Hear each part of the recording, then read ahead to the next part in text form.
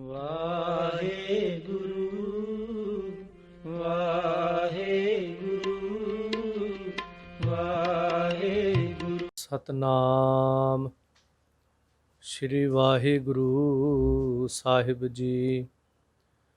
ਡੰਡੌਤ ਬੰਦਨ ਅਨਿਕ ਬਾਰ, ਸਰਬ ਕਲਾ ਸਮਰੱਥ। ਡੋਲਨ ਤੇ ਰਾਖਹੁ ਪ੍ਰਭੂ, ਨਾਨਕ ਦੇ ਕਰ ਹੱਥ। ਵਾਹਿਗੁਰੂ ਜੀ ਪੂਰਾ ਸਤਿਗੁਰ ਆਪ, ਨਾ ਅਲਖ ਲਖਾਵਈ।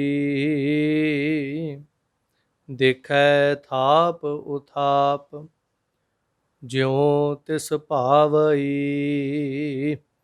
ਲੇਪ ਨਾ ਪੁੰਨ ਨਾ ਪਾਪ, ਉਪਾਏ ਸਮਾਵਈ।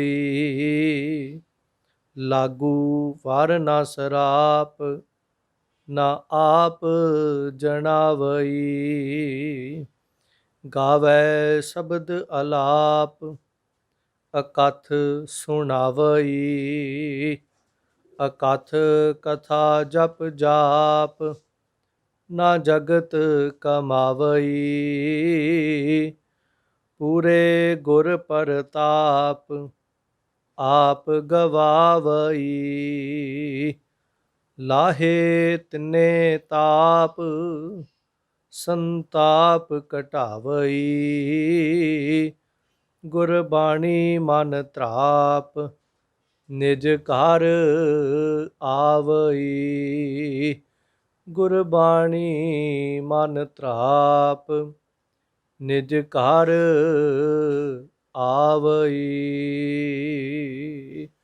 ਵਾਹਿਗੁਰੂ ਜੀ ਕਾ ਖਾਲਸਾ, ਵਾਹਿਗੁਰੂ ਜੀ ਕੀ ਫਤਿਹ।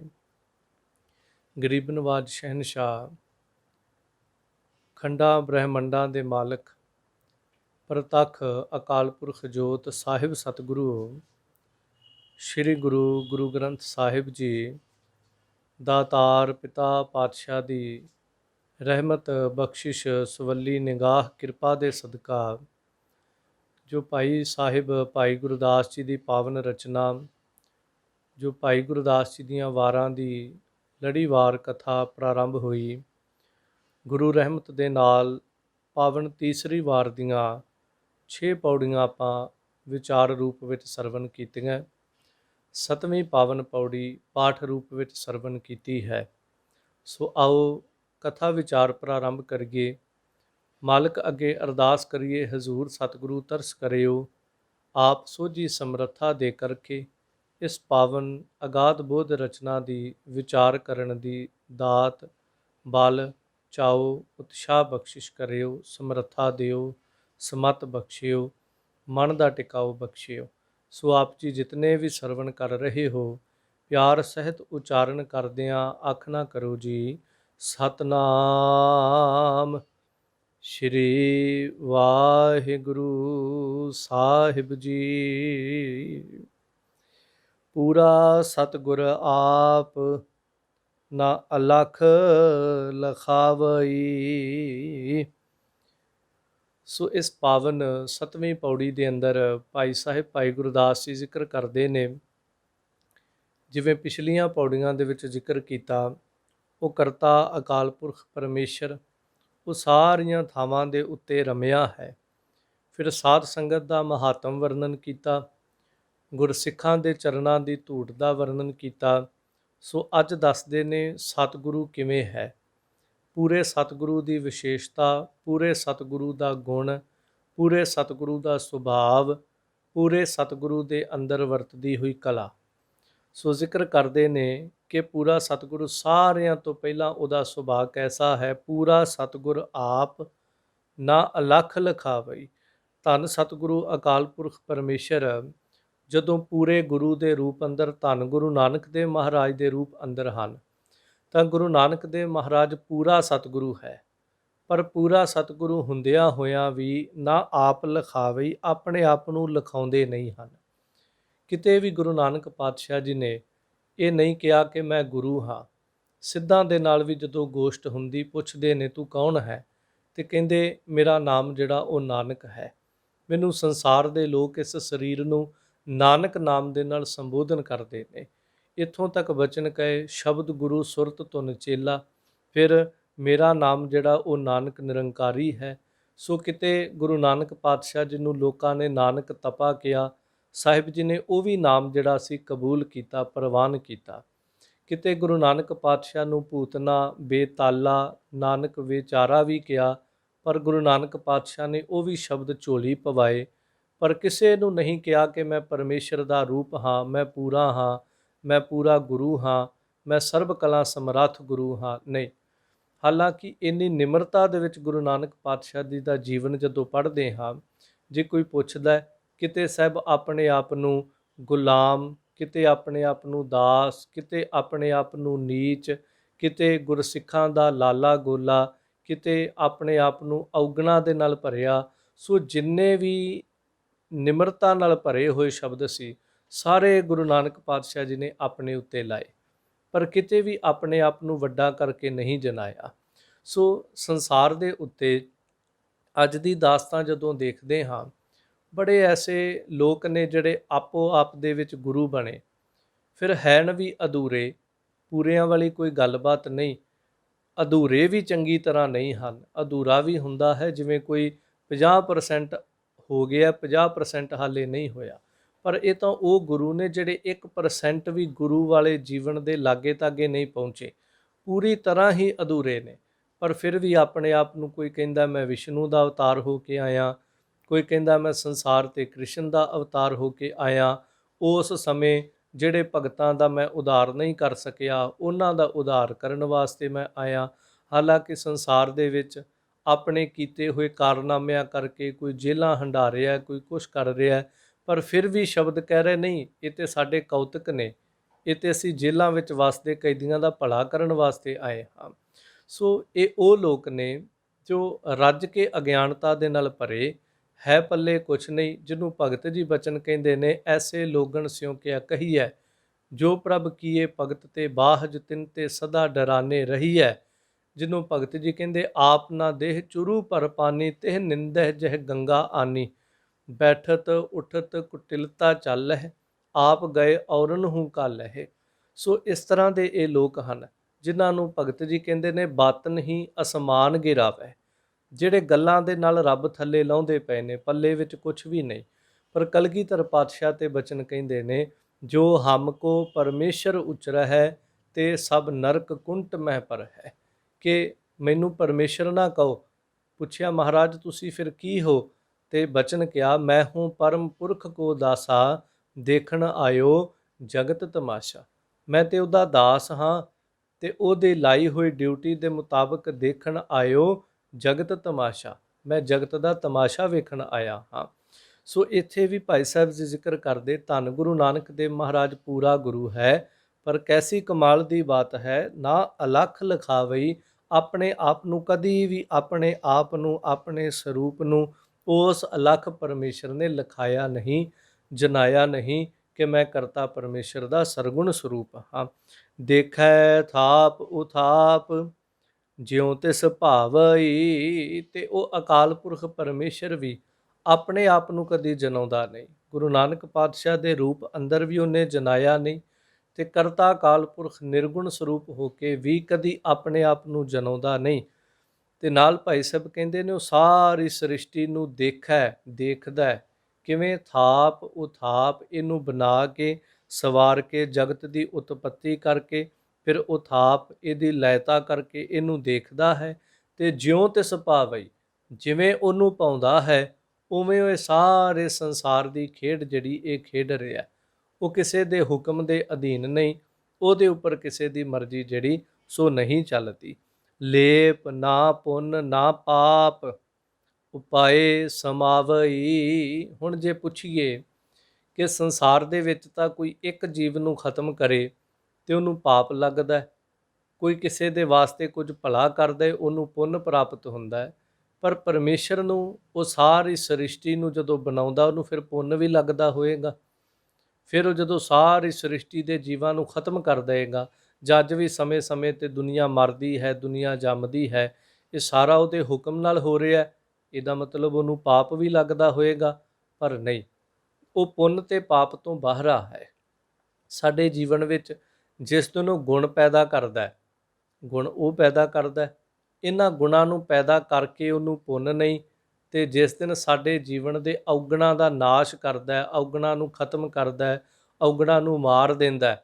ਹੁਣ ਮਾਰਨਾ ਬਹੁਤ ਵੱਡੀ ਇੱਕ ਹੱਤਿਆ ਹੈ, ਪਰ ਉਹ ਪਰਮੇਸ਼ਰ ਸਾਡੇ ਔਗਣਾਂ ਨੂੰ ਜਦੋਂ ਮਾਰਦਾ ਹੈ ਤਾਂ ਉਹਨੂੰ ਕਿਸੇ ਪ੍ਰਕਾਰ ਦਾ ਕੋਈ ਪਾਪ ਨਹੀਂ ਲੱਗਦਾ। ਸੋ ਇਸ ਤਰ੍ਹਾਂ ਸੰਸਾਰ 'ਤੇ ਜਿਤਨੀ ਖੇਡ ਵਰਤਦੀ ਹੈ, ਇਹਦੇ ਵਿੱਚ ਬਣਨਾ, ਟੁੱਟਣਾ, ਜੰਮਣਾ, ਮਰਨਾ, ਇਹ ਸਾਰਾ ਕੁਝ ਹੁੰਦਾ ਹੈ, ਪਰ ਕਰਤਾ ਪਰਮੇਸ਼ਰ ਇਹ ਸਾਰੀ ਖੇਡ ਨੂੰ ਖੇਡਦਿਆਂ ਹੋਇਆਂ ਭਾਈ ਸਾਹਿਬ ਕਹਿੰਦੇ ਲੇਪ ਨਾ ਪੁੰਨ ਨਾ ਪਾਪ, ਉਹਨੂੰ ਕਿਸੇ ਪ੍ਰਕਾਰ ਦਾ ਕੋਈ ਪੁੰਨ ਨਹੀਂ, ਕੋਈ ਪਾਪ ਨਹੀਂ, ਉਹ ਇਹਨਾਂ ਸਾਰਿਆਂ ਤੋਂ ਨਿਰਲੇਪ ਰਹਿੰਦਾ ਹੈ ਤੇ ਉਪਾਏ ਸਮਾਵਈ, ਅਤੇ ਸਾਰਾ ਕੁਝ ਕਰਦਿਆਂ ਹੋਇਆਂ ਉਹ ਇਹ ਸਾਰਾ ਉਪਾਉਣ ਤੇ ਸਮਾਉਣ ਦੇ ਵਿੱਚ ਲੱਗਾ ਹੈ। ਇਹਨੂੰ ਪੈਦਾ ਕਰਦਾ ਹੈ, ਇਹਨੂੰ ਆਪਣੇ ਅੰਦਰ ਸਮਾ ਲੈਂਦਾ ਹੈ ਤੇ ਪਾਪ ਪੁੰਨ ਤੋਂ ਬਾਹਰਾ ਹੈ। ਲਾਗੂ ਵਰ ਨਾ ਸਰਾਪ, ਨਾ ਆਪ ਜਣਾਵਈ, ਨਾ ਉਹ ਕਦੀ ਆਪਣੇ ਆਪ ਨੂੰ ਜਣਾਉਂਦਾ ਹੈ, ਨਾ ਉਹਦੇ ਉੱਤੇ ਕੋਈ ਵਰ ਲਾਗੂ ਹੁੰਦਾ ਹੈ, ਨਾ ਉਹਦੇ ਉੱਤੇ ਕੋਈ ਸ਼ਰਾਪ ਲਾਗੂ ਹੁੰਦਾ ਹੈ। ਸੰਸਾਰ ਦੇ ਲੋਕਾਂ ਤੇ ਮੰਨ ਸਕਦੇ ਹਾਂ, ਕਿਸੇ ਨੂੰ ਸ਼ਰਾਪ ਲੱਗ ਗਿਆ, ਕਿਸੇ ਨੂੰ ਵਰ ਮਿਲ ਗਿਆ ਕਿਸੇ ਤੋਂ, ਪਰ ਪਰਮੇਸ਼ਰ ਜਿਹੜਾ ਹੈ ਉਹ ਜਦੋਂ ਸਰਗੁਣ ਸਰੂਪ ਅੰਦਰ ਹੈ, ਉਹਦੇ ਤੇ ਕਿਸੇ ਦਾ ਕੋਈ ਸ਼ਰਾਪ ਨਹੀਂ ਲੱਗਦਾ। ਹਾਲਾਂਕਿ ਇਤਿਹਾਸ ਦੇ ਅੰਦਰ ਕੁਝ ਲੋਕਾਂ ਨੇ ਜ਼ਿਕਰ ਕਰ ਦਿੱਤਾ, ਕਾਨ੍ਹੇ ਨੇ ਸ਼ਰਾਪ ਦਿੱਤਾ ਸੀ ਗੁਰੂ ਅਰਜਨ ਦੇਵ ਮਹਾਰਾਜ ਨੂੰ, ਪਰ ਜਦੋਂ ਕਾਨ੍ਹਾ ਗੁਰੂ ਅਰਜਨ ਦੇਵ ਮਹਾਰਾਜ ਦੇ ਕੋਲ ਆਇਆ, ਉਹਨੇ ਆਪਣੀ ਬਾਣੀ ਗੁਰੂ ਗ੍ਰੰਥ ਸਾਹਿਬ ਮਹਾਰਾਜ ਵਿੱਚ ਦਰਜ ਕਰਨ ਵਾਸਤੇ ਕਿਹਾ, ਤੇ ਸਤਿਗੁਰਾਂ ਨੇ ਉਹਦੇ ਬੋਲ ਸੁਣ ਕੇ, ਉਹਦੇ ਸ਼ਬਦ ਸੁਣ ਕੇ ਕਿਹਾ, ਨਹੀਂ, ਤੇਰੇ ਇਹਨਾਂ ਸ਼ਬਦਾਂ ਦੇ ਵਿੱਚੋਂ ਹੰਕਾਰ ਹਉਮੈ ਦੀ ਬੂ ਆਉਂਦੀ ਹੈ। ਬੇਸ਼ੱਕ ਤੂੰ ਆਪਣੇ ਆਪ ਨੂੰ ਬਹੁਤ ਉੱਚਾ ਭਗਤ ਮੰਨਦਾ, ਪਰ ਤੇਰੇ ਸ਼ਬਦ ਜਿਹੜੇ ਨੇ ਉਹ ਗੁਰੂ ਨਾਨਕ ਦੇ ਘਰ ਦੀ ਇਸ ਕਸਵੱਟੀ ਤੇ ਖਰੇ ਨਹੀਂ ਉਤਰਦੇ। ਮਨਾ ਕਰ ਦਿੱਤਾ। ਉਹਨੇ ਤੁਰਨ ਲੱਗਿਆ ਇੱਕ ਸ਼ਬਦ ਕਿਹਾ ਕਿ ਤੁਸੀਂ ਇਸ ਤਰ੍ਹਾਂ ਲਾਹੌਰ ਦੇ ਵਿੱਚ ਤਸੀਹੇ ਚੱਲ ਕੇ ਤੁਸੀਂ ਸ਼ਹਾਦਤ ਪ੍ਰਾਪਤ ਕਰੋਗੇ, ਤੁਹਾਡੇ ਸਰੀਰ ਦਾ ਇੰਜ ਅੰਤ ਹੋਏਗਾ। ਪਰ ਇਸ ਗੱਲ ਨੂੰ ਵੇਖਣ ਦਾ, ਵਿਖਿਆਨ ਕਰਨ ਦਾ ਨਜ਼ਰੀਆ ਸਾਰਿਆਂ ਦਾ ਅਲੱਗ ਹੈ। ਭਾਵ ਇਹ ਸੀ, ਗੁਰੂ ਅਰਜਨ ਦੇਵ ਮਹਾਰਾਜ ਨੇ ਉਹਨੂੰ ਕਿਹਾ ਵੀ, ਕਹਿੰਦੇ ਕਾਨਾ ਸੱਚ ਤੇ ਇਹ ਹੈ, ਅਸੀਂ ਜੋ ਖੇਡ ਵਰਤਾਉਣੀ ਹੈ ਤੈਨੂੰ ਉਹ ਦਿਸ ਪਈ ਹੈ। ਫਰਕ ਸਿਰਫ ਇੰਨਾ ਕੁ ਹੈ, ਜੋ ਅਸਾਂ ਨੇ ਕਰਨਾ ਹੈ, ਜੋ ਅਸੀਂ ਕਦੀ ਕਿਸੇ ਨੂੰ ਦੱਸਿਆ ਨਹੀਂ, ਜਨਾਇਆ ਨਹੀਂ, ਸਾਨੂੰ ਪਤਾ ਹੈ ਅਸੀਂ ਕੀ ਖੇਡ ਵਰਤਾਉਣੀ ਹੈ ਸਰੀਰ ਦੇ ਨਾਲ। ਤੈਨੂੰ ਇੰਨੀ ਕੁ ਆਤਮਦਰਸ਼ਤਾ ਹੈ, ਇੰਨੀ ਕੁ ਸੋਝੀ ਹੈ ਕਿ ਤੂੰ ਸਾਡੀ ਉਸ ਖੇਡ ਨੂੰ ਵੇਖ ਲਿਆ। ਇਹ ਨਾ ਸਮਝੀ ਕਿ ਤੇਰੇ ਬੋਲਾਂ ਦੇ ਨਾਲ ਸਾਡੇ ਨਾਲ ਉਹ ਕੁਝ ਹੋਣਾ ਹੈ, ਨਹੀਂ, ਜੋ ਕੁਝ ਅਸੀਂ ਕਰਨਾ ਤੂੰ ਉਹਨੂੰ ਪਹਿਚਾਣ ਚੁੱਕਾ ਹੈ। ਬਾਕੀ ਜੇ ਤੇਰੇ ਬੋਲਾਂ ਵਿੱਚ ਇੰਨੀ ਸਮਰੱਥ ਹੈ, ਗੁਰੂ ਅਰਜਨ ਦੇਵ ਮਹਾਰਾਜ ਨੇ ਉਹਨੂੰ ਸ਼ਬਦ ਕਹੇ ਸਨ ਕਿ ਕਾਨਾ, ਜੇ ਇੰਨਾ ਹੀ ਤੂੰ ਆਤਮਦਰਸ਼ੀ ਹੈ, ਜੇ ਇੰਨੀ ਹੀ ਤੈਨੂੰ ਸੋਝੀ, ਤੈਨੂੰ ਆਪਣਾ ਪਤਾ ਹੈ ਤੂੰ ਕਿਵੇਂ ਮਰਨਾ, ਸਾਨੂੰ ਤੇ ਤੂੰ ਸ਼ਰਾਪ ਦੇਣ ਦੀ ਗੱਲ ਕਰਦਾ ਹੈ ਕਿ ਤੁਸੀਂ ਇਸ ਤਰ੍ਹਾਂ ਦੋਖੀਆਂ ਦੇ ਘਰ ਵਿੱਚ, ਦੁਸ਼ਮਣਾਂ ਦੇ ਘਰ ਵਿੱਚ ਜਾ ਕੇ ਸਰੀਰ ਤਿਆਗੋਗੇ, ਤੁਹਾਡਾ ਅੰਤ ਹੋਏਗਾ, ਤੈਨੂੰ ਪਤਾ ਹੈ ਤੂੰ ਕਿਵੇਂ ਮਰਨਾ।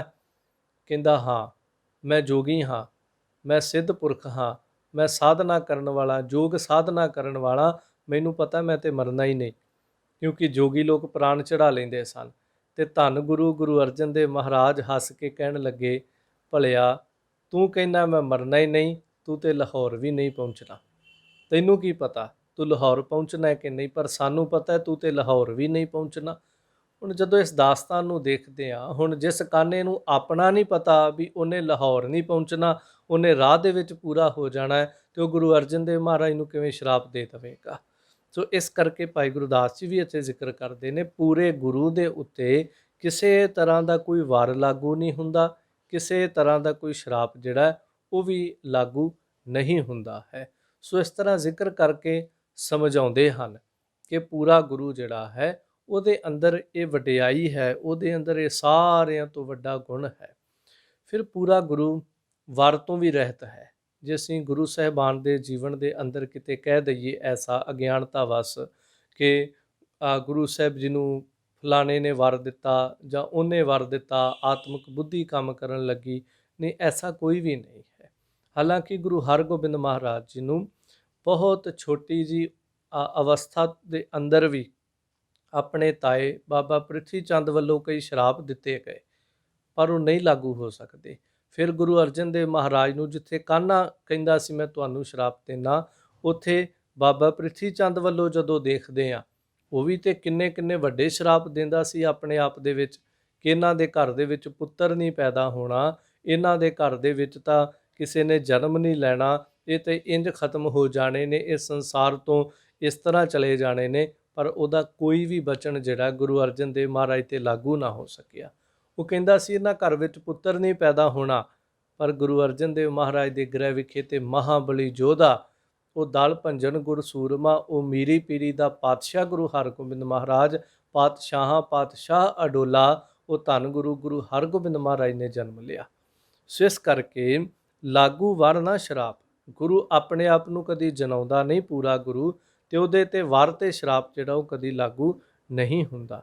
ਗਾਵੈ ਸ਼ਬਦ ਅਲਾਪ ਅਕਥ ਸੁਣਾਵਈ, ਤੇ ਸ਼ਬਦ ਦਾ ਅਲਾਪ ਗਾਉਂਦਾ ਤੇ ਅਕਥ ਨੂੰ ਕਥਨ ਕਰਕੇ ਉਸ ਕਰਤੇ ਪਰਮੇਸ਼ਰ ਦੀਆਂ ਗੁਹਜ਼ ਗੱਲਾਂ ਜਿਹੜੀਆਂ ਉਹ ਸੁਣਾਉਂਦਾ ਹੈ।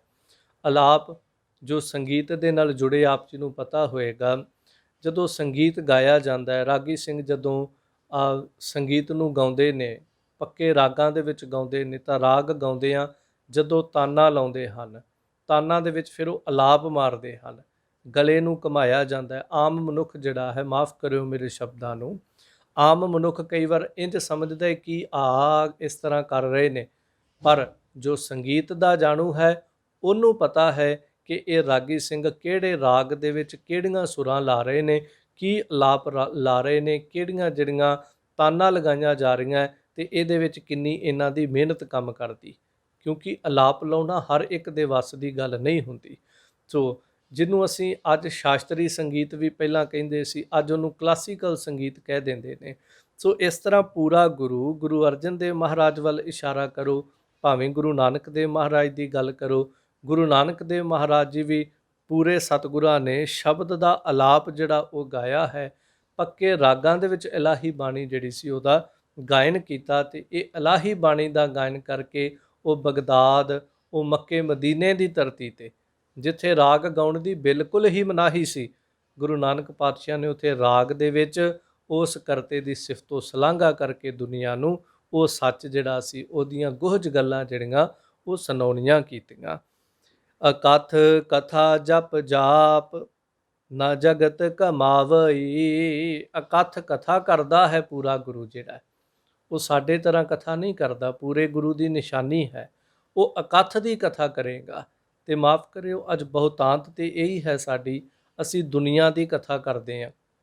ਕਈ ਦਫਾ ਬੇਨਤੀ ਕਰਦਾ, ਦੂਜੇ ਧਰਮਾਂ ਦੀ ਓਨੀ ਵਿਆਖਿਆ ਤੇ ਸ਼ਾਇਦ ਉਹਨਾਂ ਧਰਮਾਂ ਦੇ ਲੋਕਾਂ ਨੇ ਨਹੀਂ ਕੀਤੀ ਜਿੰਨੀ ਅਸੀਂ ਉਹਨਾਂ ਦੀ ਵਿਆਖਿਆ ਕਰ ਦਿੱਤੀ।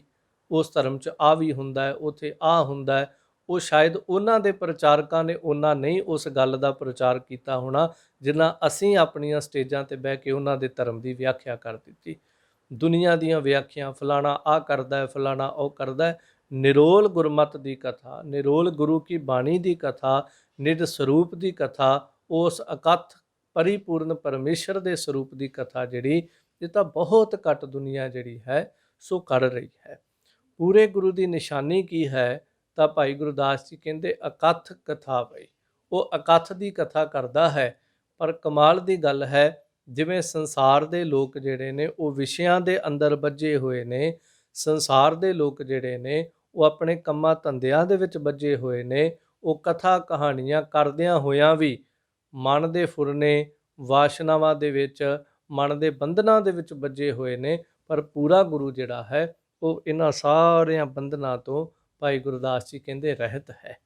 ਉਹ ਕਿਸੇ ਤਰ੍ਹਾਂ ਵੀ ਆਪਣੇ ਆਪ ਦੇ ਉੱਤੇ ਕੋਈ ਬੰਧਨ ਜਿਹੜਾ ਉਹ ਪੈਣ ਨਹੀਂ ਦਿੰਦਾ। ਹਾਲਾਂਕਿ ਗੁਰੂ ਅਰਜਨ ਦੇਵ ਮਹਾਰਾਜ ਤੇ ਇੰਜ ਕਹਿੰਦੇ, ਸਤਿਗੁਰ ਸਿੱਖ ਕੇ ਬੰਧਨ ਕਾਟੈ, ਗੁਰ ਕਾ ਸਿੱਖ ਬੇਕਾਰ ਤੇ ਹਟੈ।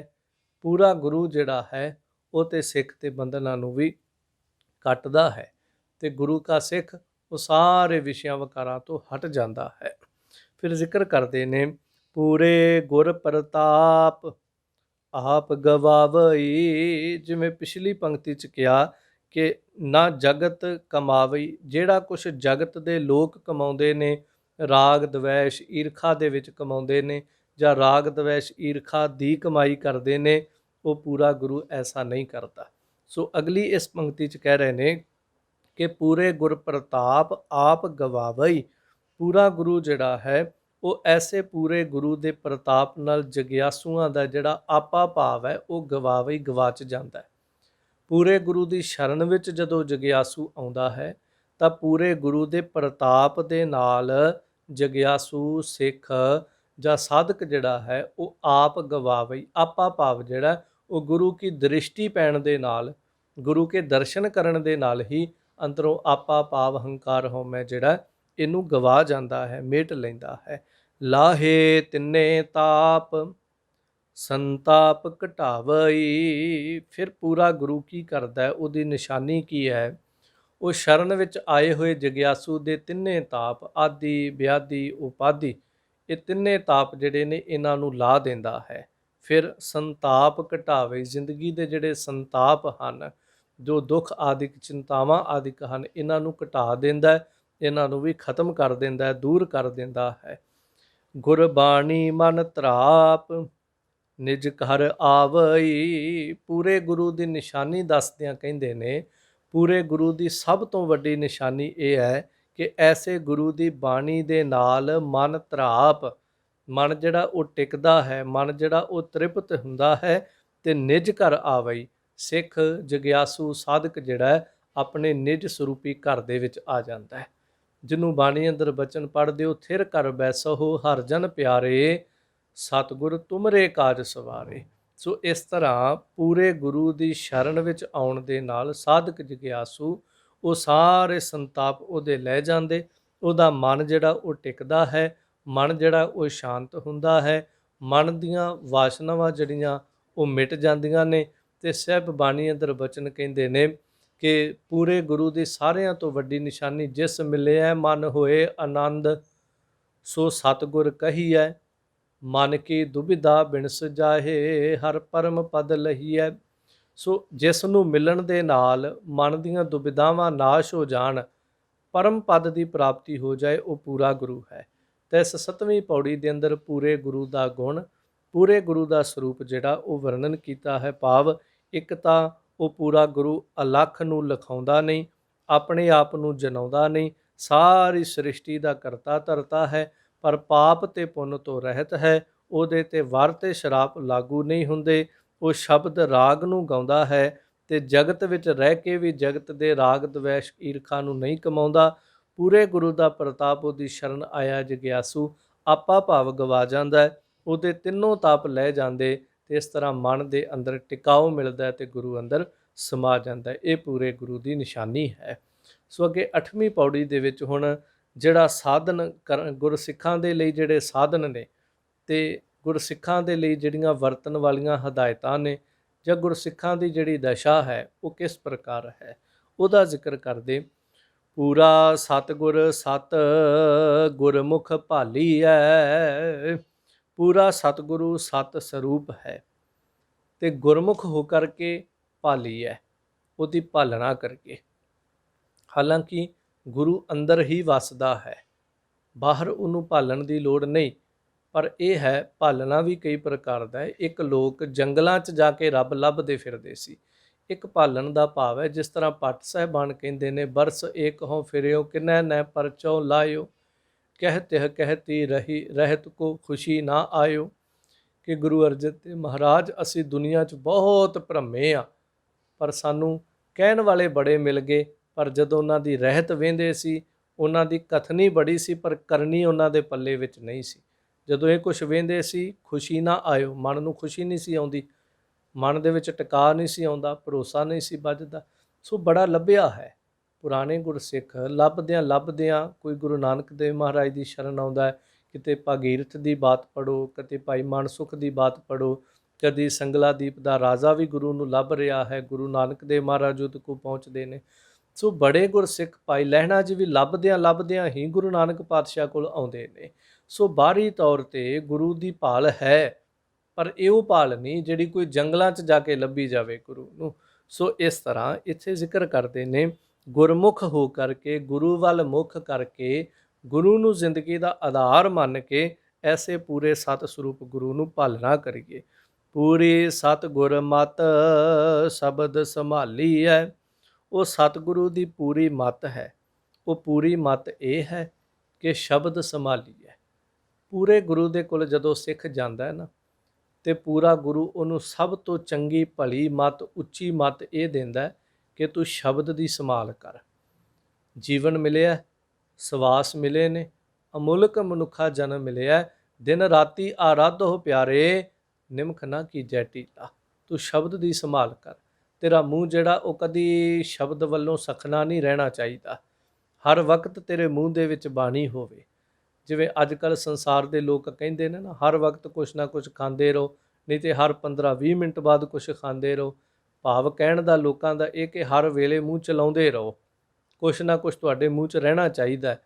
ਪਰ ਗੁਰੂ ਨੇ ਸਿੱਖ ਨੂੰ ਸਿਖਾਇਆ ਤੇਰੇ ਮੂੰਹ 'ਚ ਹਰ ਵੇਲੇ ਗੁਰੂ ਕਾ ਸ਼ਬਦ ਰਹੇ। 8 ਪਹਿਰ ਆਰ ਸਾਲਾਹੇ ਸਿਰਜਨਹਾਰ ਤੋਂ, 8 ਪਹਿਰ ਉਠਤ ਬੈਠਤ ਸੋਵਤ ਧਿਆਈਐ, ਮਾਰਗ ਚਲਤ ਹਰੇ ਹਰਿ ਗਾਈਐ। ਸੋ ਇੱਥੇ ਕਹਿੰਦੇ ਨੇ ਪੂਰੀ ਸਤਿਗੁਰ ਮਤ, ਪੂਰੇ ਸਤਿਗੁਰੂ ਦੀ ਮਤ ਇਹ ਹੈ ਸ਼ਬਦ ਸੰਭਾਲੀਏ, ਕਿ ਸ਼ਬਦ ਨੂੰ ਸੰਭਾਲਣਾ ਕਰੋ, ਸ਼ਬਦ ਨੂੰ ਜਪਣਾ ਕਰੋ। ਦਰਗਹ ਧੋਈਐ ਪਤ ਹਉਮੈ ਜਾਲੀਐ, ਅਤੇ ਹਉਮੈ ਜਾਲੀਐ। ਇਸ ਹਉਮੈ ਨੂੰ ਸਾੜ ਕੇ, ਇਸ ਹਉਮੈ ਨੂੰ ਜਲਾ ਕੇ ਦਰਗਾਹ ਦੇ ਵਿੱਚ ਆਪਣੀ ਮਤ ਜਿਹੜੀ ਇਹਨੂੰ ਧੋ ਲਈਏ। ਫਿਰ ਇੱਥੇ ਪਤ ਪਾਠ ਵੀ ਹੈ ਕਿਤੇ ਕਿਤੇ। ਤਾਂ ਪਤ ਦਾ ਅਰਥ ਹੈ ਇੱਜ਼ਤ। ਜਿਹਨੂੰ ਬਚਨ ਪੜ੍ਹਦੇ ਹੋ, ਚੱਲਿਆ ਪਤ ਸਿਉ ਜਨਮ ਸਵਾਰ ਵਾਜਾ ਵਾਏ ਸੀ। ਗੁਰਬਾਣੀ ਅੰਦਰ ਗੁਰੂ ਕੇ ਬਚਨ ਨੇ। ਭਾਵ ਜਿਵੇਂ ਪਤ ਇੱਕ ਕੱਪੜੇ ਦੀ ਨਿਆਈ ਹੈ, ਇੱਜ਼ਤ ਇੱਕ ਕੱਪੜੇ ਦੀ ਨਿਆਈ ਹੈ। ਜਿਵੇਂ ਕੱਪੜੇ ਨੂੰ ਦਾਗ ਲੱਗਦਾ, ਆਪਾਂ ਧੋਂਦੇ ਹਾਂ ਤੇ ਦਾਗ ਸਾਫ਼ ਹੋ ਜਾਂਦਾ ਹੈ। ਜੇ ਕਿਤੇ ਜ਼ਿੰਦਗੀ ਦੇ ਪਿਛਲੇ ਜਿਹੜੇ ਸਾਲ ਉਮਰਾਂ ਬੀਤੀਆਂ ਨੇ, ਉਹਨਾਂ ਦੇ ਵਿੱਚ ਬੜੇ ਬੜੇ ਦਾਗ ਮਨੁੱਖਾਂ ਦੀਆਂ ਜ਼ਿੰਦਗੀਆਂ ਨੂੰ ਲੱਗਦੇ ਨੇ, ਪਰ ਸਾਹਿਬ ਜੀ ਕਹਿੰਦੇ ਨੇ ਇਸ ਪੱਤ ਦੇ ਕੱਪੜੇ ਨੂੰ ਧੋ ਲਾ। ਪਰ ਧੁੱਪੇਗਾ ਕਿ ਕਦੋਂ? ਜਦੋਂ ਹਉਮੈ ਜਾਲੀ ਹੈ, ਹਉਮੈ ਨੂੰ ਜਲਾ ਦੇਂਗਾ ਤੇ ਇਸ ਪੱਤ ਦੇ ਕੱਪੜੇ ਨੂੰ ਧੋ ਕਰਕੇ ਦਰਗਹ ਧੋਈਏ, ਦਰਗਾਹ ਵਿੱਚ ਧੋ ਕੇ ਪ੍ਰਵਾਨ ਹੋ ਜਾਏਗਾ। ਫਿਰ ਇਸ ਮੱਤ ਨੂੰ ਵੀ ਭਰੀਏ, ਮੱਤ ਪਾਪਾ ਕੈ ਸੰਗ ਉਹ ਧੋਪੈ ਨਾਵੈ ਕੈ ਰੰਗ। ਇਹਨੂੰ ਧੋਣਾ ਕਰ ਤੇ ਹਉਮੈ ਨੂੰ ਜਲਾ ਦੇਣਾ ਕਰ। ਜੇ ਸਵਾਲ ਕਰੀਏ ਮਹਾਰਾਜ ਇਹ ਕਿਸ ਤਰ੍ਹਾਂ ਹੋਏਗਾ ਸਾਰਾ ਕੁਝ, ਕਿਉਂਕਿ ਇਹ ਬੜੀ ਔਖੀ ਤੇ ਬੜੀ ਅਚਰਜਤਾ ਨਾਲ ਭਰੀ ਹੋਈ ਖੇਡ ਹੈ, ਸਾਡੀ ਸਮਝ ਤੋਂ ਪਰੇ ਆਉਂਦੀ ਹੈ।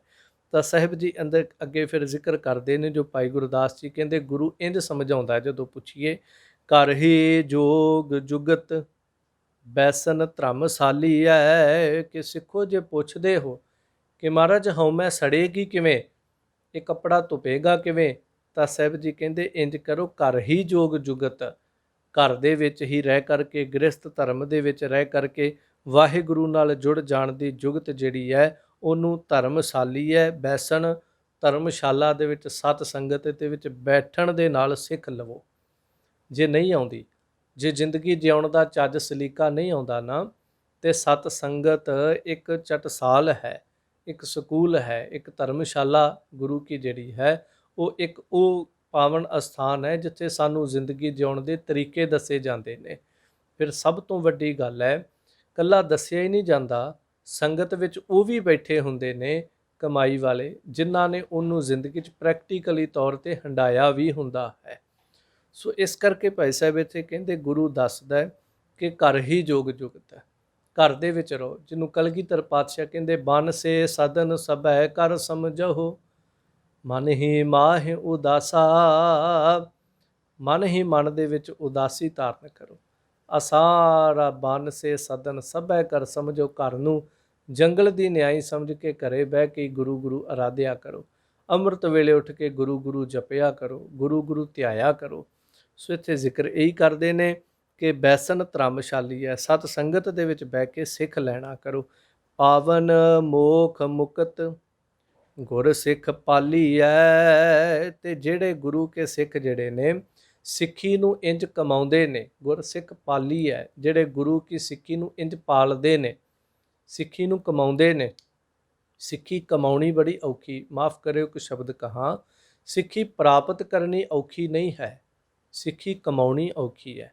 ਪ੍ਰਾਪਤ ਕਰਨੀ ਤੇ ਪੰਜ ਪਿਆਰਿਆਂ ਦੇ ਸਾਹਮਣੇ ਅਸੀਂ ਜਦੋਂ ਪੇਸ਼ ਹੋ ਜਾਈਏ, ਸ਼ਸਤਰ ਪੰਜ ਕਕਾਰ ਜਿਹੜੇ ਨੇ ਉਹ ਤਨ 'ਤੇ ਧਾਰਨ ਕਰਕੇ ਸਨ ਕੇਸੀ ਇਸ਼ਨਾਨ ਤਿਆਰ ਬਰ ਤਿਆਰ ਹੋ ਕੇ ਉਹਨਾਂ ਦੇ ਸਨਮੁਖ ਤੇ ਪਹੁੰਚ ਜਾਈਏ, ਹੱਥ ਜੋੜ ਕੇ ਅੰਮ੍ਰਿਤ ਦੀ ਦਾਤ ਮੰਗੀਏ। ਜਦੋਂ ਬਚਨ ਕਹਿੰਦੇ ਨੇ ਕਿ ਤੇਰਾ ਸੀਸ ਜਿਹੜਾ ਹੈ, ਜੇ ਕਦੀ ਪੰਥ ਨੂੰ ਲੋੜ ਪਈ ਤੈਨੂੰ ਸੀਸ ਦੇਣਾ ਪਏਗਾ। ਸੋ ਇਸ ਤਰ੍ਹਾਂ ਜਦੋਂ ਪਿਆਰ ਸਹਿਤ ਸਤ ਵਚਨ ਕਹਿ ਕੇ ਸਿਰ ਝੁਕਾ ਦਈਏ, ਸਾਰੀਆਂ ਰਹਿਤਾਂ ਤੇ ਕੁਰਹਿਤਾਂ ਤੋਂ ਜਾਣੂ ਹੋ ਜਾਈਏ, ਤਾਂ ਗੁਰੂ ਕੀ ਕਿਰਪਾ ਸਦਕਾ ਰਹਿਮਤ ਦੇ ਨਾਲ ਇਹ ਸਿੱਖੀ ਦੀ ਦਾਤ ਪ੍ਰਾਪਤ ਹੋ ਜਾਂਦੀ ਹੈ। ਪਰ ਸਭ ਤੋਂ ਵੱਡੀ ਗੱਲ ਹੈ ਇਸ ਸਿੱਖੀ ਨੂੰ ਪਾਲਣਾ। ਭਾਵ ਇਹ ਹੈ, ਸਿੱਖੀ ਪ੍ਰਾਪਤ ਕਰਨੀ ਓਨੀ ਕਠਿਨ ਨਹੀਂ, ਸਿੱਖੀ ਨੂੰ ਪਾਲਣਾ, ਜੀਵਨ ਦੇ ਵਿੱਚ ਉਸ ਉੱਚੇ ਸੁੱਚੇ ਆਚਰਨ ਨੂੰ ਹੰਡਾਉਣਾ, ਰਹਿਤ ਬਹਿਤ ਦੇ ਧਾਰਨੀ ਹੋਣਾ, ਕੁਰੈਤਾਂ ਤੋਂ ਬਚ ਕੇ ਰਹਿਣਾ, ਇਹ ਬਹੁਤ ਮੁਸ਼ਕਲ ਹੈ। ਪਰ ਹਾਂ, ਮੈਂ ਆਪ ਜੀ ਦੀ ਮਨ ਦੀ ਢਹਿੰਦੀ ਕਲਾ ਨਹੀਂ ਕਰਨੀ। ਭਾਵ ਮੁਸ਼ਕਲ ਤੇ ਹੈ, ਪਰ ਇਹ ਨਾ ਕਦੀ ਸੋਚ ਕੇ ਪਿਛਾਂਹ ਹਟ ਜਾਓ ਜੀ ਫਿਰ ਸਾਡੇ ਤੋਂ ਤਾਂ ਹੋਣਾ ਹੀ ਨਹੀਂ। ਨਹੀਂ, ਗੁਰੂ ਦਾ ਆਸਰਾ ਜਿਨ੍ਹਾਂ ਨੇ ਪਕੜ ਲਿਆ ਉਹਨਾਂ ਤੇ ਵੱਡੇ ਵੱਡੇ ਮੈਦਾਨ ਫਤਿਹ ਕਰ ਦਿੱਤੇ।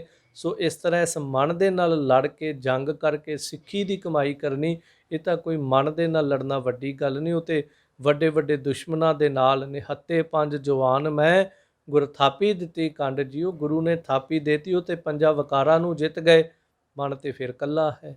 ਪਰ ਹਾਂ, ਅਸੀਂ ਜ਼ਿੰਦਗੀ 'ਚ ਸ਼ਾਇਦ ਇਹ ਕਰਨਾ ਨਹੀਂ ਚਾਹੁੰਦੇ। ਸੋ ਖੈਰ, ਅਗਾਂਹ ਜ਼ਿਕਰ ਕਰਾਂਗੇ।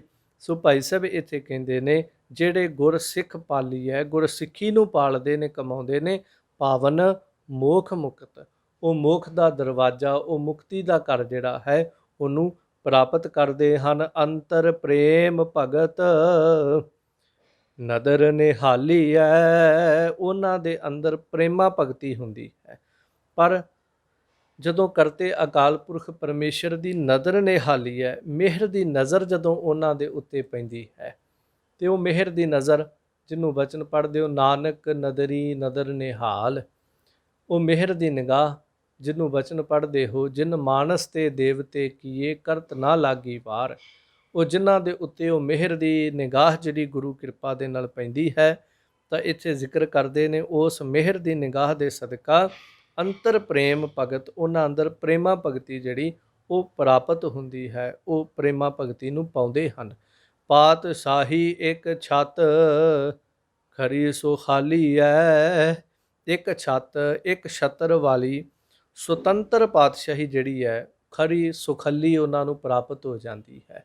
ਭਾਵ ਜਿੱਥੇ ਚਵਰ ਤੇ ਛਤਰ ਝੁੱਲਦਾ ਹੈ, ਉਹ ਗੁਰੂ ਕੀ ਪਾਤਸ਼ਾਹੀ, ਜਿਵੇਂ ਭਾਈ ਲਹਿਣਾ ਜਿਹਨੂੰ ਪ੍ਰਾਪਤ ਹੋਈ, ਉਹ ਚਵਰ ਛਤਰ ਤਖਤ ਦੇ ਮਾਲਕ ਬਣੇ। ਸੋ ਇਸ ਪਾਤਸ਼ਾਹੀ ਤੇ ਇਸ ਪਾਤਸ਼ਾਹਾਂ ਦੇ ਦਰ ਤੇ ਆ ਕਰਕੇ ਉਹ ਗੁਰੂ ਕੀ ਸਿੱਖੀ, ਗੁਰੂ ਕੀ ਚਾਕਰੀ ਜਿਹੜੀ ਉਹਨਾਂ ਨੂੰ ਖਰੀ ਸੁਖਾਲੀ ਹੈ, ਸੁਖ ਦੇਣ ਵਾਲੀ ਤੇ ਖਰੀ, ਜਿਸ ਦੇ ਵਿੱਚ ਕੋਈ ਖੋਟ ਨਹੀਂ, ਉਹ ਇਸ ਸੱਚੀ ਪਾਤਸ਼ਾਹੀ ਨੂੰ ਪ੍ਰਾਪਤ ਕਰਦੇ ਹਨ। ਪਾਣੀ ਪੀਹਣ ਘੱਤ ਸੇਵਾ ਕਾਲੀ ਹੈ, ਫਿਰ ਜ਼ਿਕਰ ਕਰਦੇ ਨੇ ਪਾਣੀ ਪੀਹਣ, ਇਸ ਪਾਤਸ਼ਾਹੀ ਨੂੰ ਪ੍ਰਾਪਤ ਕਰਕੇ ਵੀ ਉਹ ਪਾਣੀ ਢੋਣਾ, ਜਲ ਢੋਣਾ ਤੇ ਚੱਕੀ ਪੀਹਣ, ਚੱਕੀਆਂ ਦੇ ਨਾਲ ਪਹਿਲਾਂ ਆਟਾ ਪੀਹਿਆ ਜਾਂਦਾ ਸੀ।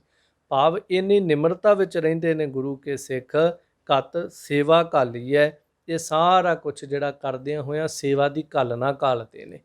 ਇਹ ਨਹੀਂ ਕਹਿੰਦੇ ਕਿ ਅਸੀਂ ਹੁਣ ਇੰਨੀ ਪਦਵੀ ਦੇ ਮਾਲਕ ਬਣ ਗਏ, ਮਾफ़ ਕਰਿਓ, ਸਾਨੂੰ ਤੇ ਗੁਰੂ ਘਰ ਦੇ ਵਿੱਚ ਮਾੜਾ ਜਿਹਾ ਅਹੁਦਾ ਮਿਲ ਜਾਏ ਕੋਈ, ਤੇ ਅਸੀਂ ਕਹਿੰਦੇ ਅਸੀਂ ਤੇ ਆਪਦਾ ਭਾਂਡਾ ਨਹੀਂ ਧੋਵਾਂਗੇ, ਕਿਉਂ, ਮੇਰੀ ਫਲਾਣੀ ਪਦਵੀ ਹੈ ਗੁਰੂ ਘਰ ਦੇ ਵਿੱਚ।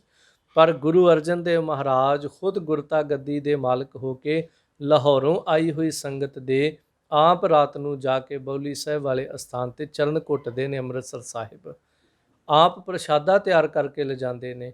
ਜਦੋਂ ਸੰਗਤਾਂ ਦਰਬਾਰ ਸਾਹਿਬ ਦਰਸ਼ਨ ਕਰਦੀਆਂ, ਆਪ ਜੋੜੇ ਝਾੜਦੇ ਪਏ ਨੇ ਗੁਰੂ ਅਰਜਨ ਦੇਵ ਮਹਾਰਾਜ।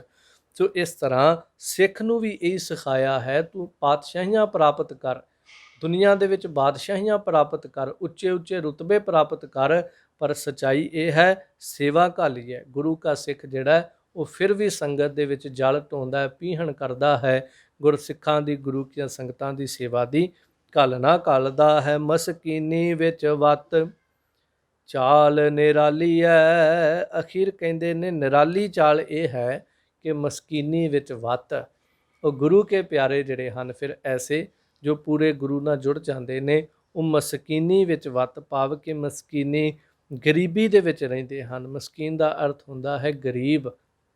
ਸੋ ਇਸ ਤਰ੍ਹਾਂ ਉੱਚੀਆਂ ਪਦਵੀਆਂ ਨੂੰ ਪ੍ਰਾਪਤ ਕਰਕੇ ਮਸਕੀਨੀ, ਨਿਮਰਤਾ, ਗਰੀਬੀ ਭਾਵ ਦੇ ਵਿੱਚ ਰਹਿੰਦੇ ਹਨ। ਤੇ ਇਸ ਤਰ੍ਹਾਂ ਉਹਨਾਂ ਦੀ ਗੁਰੂ ਅਮਰਦਾਸ ਮਹਾਰਾਜ ਕਹਿੰਦੇ ਚਾਲ ਨਿਰਾਲੀ ਭਗਤਾਂ ਹਕੇਰੀ ਬਿਖਮ ਮਾਰਗ ਚੱਲਣਾ। ਉਹਨਾਂ ਦੀ ਨਿਰਾਲੀ ਚਾਲ ਹੈ, ਭਗਤਾਂ ਕੀ ਚਾਲ ਨਿਰਾਲੀ, ਚਾਲਾਂ ਨਿਰਾਲੀ ਭਗਤਾਂ ਹਕੇਰੀ ਬਿਖਮ ਮਾਰਗ ਚੱਲਣਾ। ਉਹਨਾਂ ਦੀਆਂ ਨਿਰਾਲੀਆਂ ਚਾਲਾਂ ਹਨ।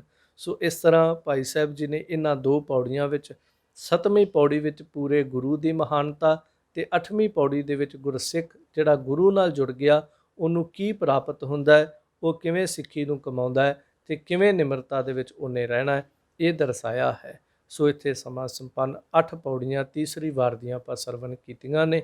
ਭੁੱਲਾਂ ਦੀ ਖਿਮਾ, ਦਾਤਾਰ ਹਜ਼ੂਰ ਪਾਤਸ਼ਾਹ ਸਮੱਤ ਦੀ ਦਾਤ ਬਖਸ਼ ਕੇ ਅਸੀਸਾਂ ਦੇਵਨ। ਪਾਣੀ ਪੀਹਣ ਘੱਤ ਸੇਵਾ ਕਾਲੀਐ, ਮਸਕੀਨੀ ਵਿੱਚ ਵਤ ਚਾਲ ਨਿਰਾਲੀਐ। ਵਾਹਿਗੁਰੂ ਜੀ ਕਾ ਖਾਲਸਾ, ਵਾਹਿਗੁਰੂ ਜੀ ਕੀ ਫਤਿਹ।